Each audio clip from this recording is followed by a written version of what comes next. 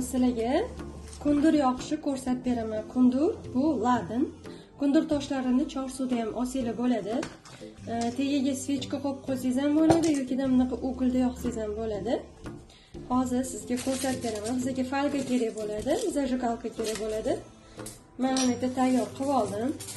Mana bu idishim uyda oddiy tarelkani ustiga falgani yopib, bunaqa holatda ugulni yoqib, ustidan kundur qo'yib yoqasiz.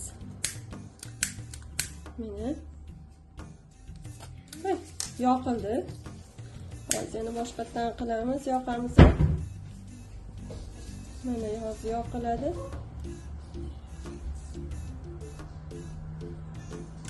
Mana buni yoqib oldim. Endi qarang, bunaqa kichkina kundur toshlarini ustidan qo'yib yoqsangiz ham bo'ladi. Yoki bunaqa katta kundur toshlarini yoqib, bunaqa yoqib, ugul ustidan qo'yib qo'ysangiz bo'ladi. Bilasizmi, serkiflarda ham kundur toshlarini yoqishadi. Jillarni haydashga juda ham zo'r. Masalan, uyingizda ham kundur toshlarini har kuni yapashda 7 kun yoqsangiz bo'ladi. Men buni o'qiganman. Ikki qat ayollarimizni bitta toshini 250 ml suvga ivitib qo'yib ichsa, inshaalloh Umar bin al-Xattobga o'xshagan baquvvat bolalar tug'iladi. Kundur haqida ma'lumotlarimiz kanalda bor. Kirib o'qib chiqsangiz bo'ladi.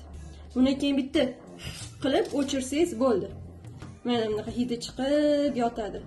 Suvga ivitib ichsangiz ham bo'ladi. Bitta donasini achchiq bo'ladi.